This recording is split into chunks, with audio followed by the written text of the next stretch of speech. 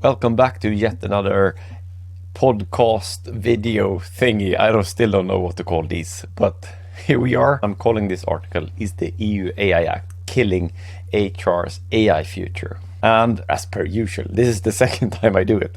But just as last time, I'm not going to read the full article. I suggest you head over to fullstackhr.io if you want to read the full piece. But what I'm going to try to do is to give you an overview of my perspectives in the article, and I hope you bear with me, because this is a complex area. The EU AI Act is a complicated matter from my point of view. And I say that because it's a fairly new legislation. So it came into effect 1st of August, hence now we really need to understand what it means. So why should we in HR care? We should care because the lawmakers in EU, they have decided to split AI into mainly 4 different buckets, and those 4 buckets are minimal or no risk to start with. And the act then allows free use of these applications basically, which could include things like AI enabled scheduling tools or simple data analysis in HR. And then we have the risk above, limited risk, and this category introduces specific transparency obligations. Need to make it clear that they're AI, not human. For example, if you are using ChatGPT to create a job ad, from 2026, when the law comes into full effect, that job ad needs to be marked that, hey, it's been AI who's been helping out creating this job ad. Or at least if you want to be fully compliant. But the jury's still out here because we have no actual use cases of this yet. But if you interpret the law as it's written, that is the way at least I interpret it. I'm not a lawyer either, so you have to bear with me here. So that's the minimal or limited risk. Now we come into the perhaps more interesting parts. And this is the category where most of our applications in HR sit as well, and that's the high risk area. And the Act specifically mentions AI used in employment, management of workers, and access to self-employment, CV sorting software for recruitment procedures, for example. And those are deemed as high risks intentionally in the law. And these systems, they need to be met with strict requirements around transparency, traceability, and human oversights. They state very clearly that we need to have a human in the loop while doing stuff as well. We can't just hand over the reins to AI. And then we have the unacceptable risk at the top. These are basically the no-go zones. The EU AI Act bans AI systems that are considered a clear threat to people's safety, livelihoods, and rights. You can think about social scoring by governments that is banned under the EU AI Act. And it's clearly not an HR field, but still you could relate it to us, and it's good to know as well that these are the 4 categories of the EU AI Act. And I have many thoughts around the EU AI Act, because this summer I really tried to dig into, okay, what is this EU AI Act? I've been reading about it, but it's been quite hard to understand what kind of implications will it have for us in HR, what kind of implications will it have for me as a human. But there's one laying thing that I do agree with the EU AI Act, and that is the transparency requirement. It requires you to be transparent when you use AI, and I quite like that. I think that would be a vehicle for acceleration in terms of AI use in organizations, meaning that you have to state, hey, I'm using AI, and I think that's good. We should be upfront with that. And one example how you can be transparent, I give this example in the article as well, is that you could create a separate web page on your, what do you say, web page? Web page? Do you say web page? I don't know, like you could create a separate site at least, where you state very clearly that these are the tools that we're using, this is the AI tools that we have internally, and this is how they gather information about you as well. I think that is a good way of doing the whole transparency thing around AI when it comes to both internal AI tools, but also do it externally, so you can show candidates, hey, this is the tools we're using, and this is how they select and sort stuff based on whatever you send in to us. I think that is also a good vehicle for employer branding, to show that, hey, this is actually something we do, and this is how we work with technology as well. That's one thing you can do in now the light of this EU AI Act that went live 1st of August. But what else can you do? I think you should first and foremost an inventory of your AI tools. You obviously need to have an inventory of your AI tools if you want to state them on your web page then, or whatever we call it. But you should do that. You should do that inventory to see, okay, where do we use AI or not? And don't think it's just generative AI now, ChatGPT and stuff like that. Do a full inventory of what are the AI tools that we're using throughout the organization as well. And then start talking to your vendors.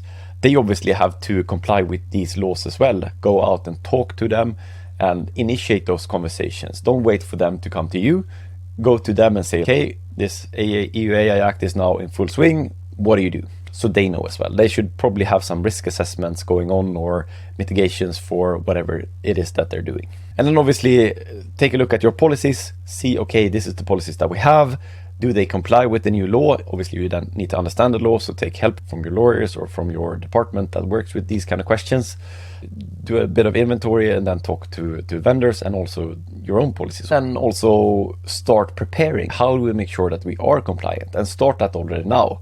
And as I said, from 1st of August, it's live, but it will take up until 2026 until it's law in the different membership countries of the EU. So you have some time to prepare. But start those preparations now.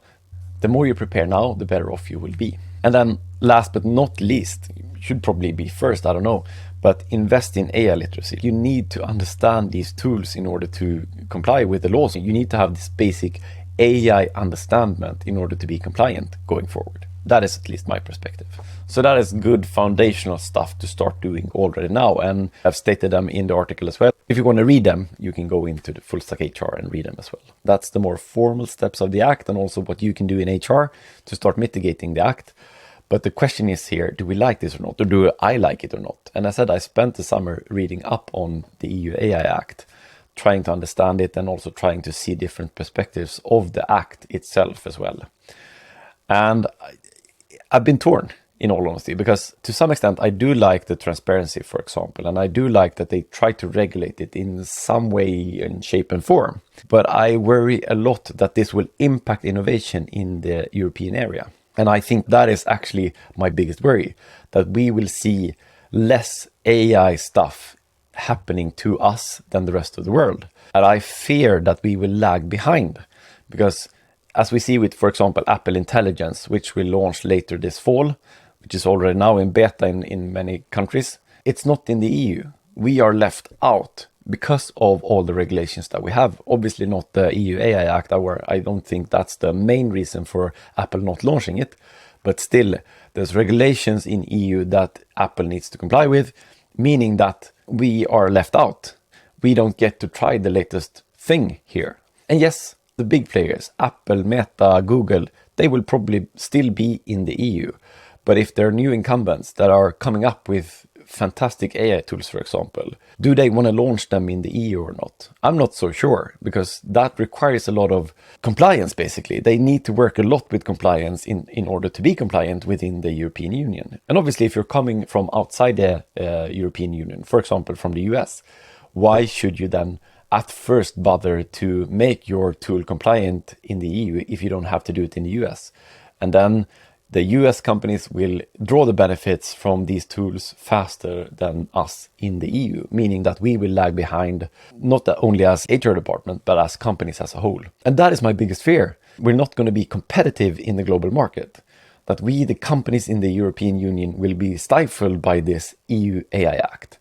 And I'm a bit puzzled that we haven't discussed this more, what implication it has for us. I see the good intent from the lawmakers. I trust them to look out for me as a EU citizen. But still, I would love to see more debate about this. And not only this act, but also other digital acts that are coming or is happening as well.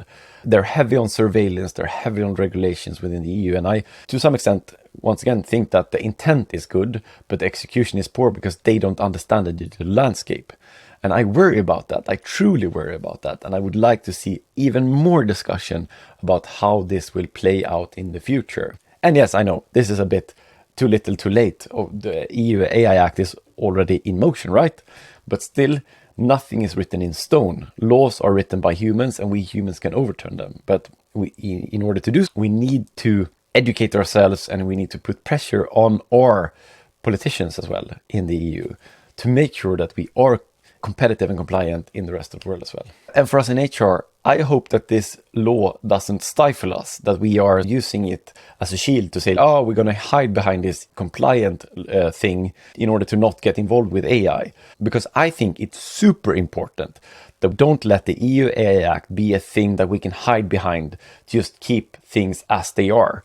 We need to innovate. We need to stay in the forefront of this and dare to experiment as well. And I know there's fines if you break the laws here, But still, we need to find ways to be compliant, but yet still innovate. Because if we don't do that, I worry for real that we will be left behind. I worry that other countries will see effects on productivity, efficiency as well, and we won't. So don't use this EU AI Act as a way of not using AI. Inform yourselves, find ways to be compliant, and keep the foot on the AI gas. We need that, and we need it long term as well to be competitive in the EU. So that was it for today. If you like this, give it a thumbs up, and if not, send them an email and tell me what I can do better.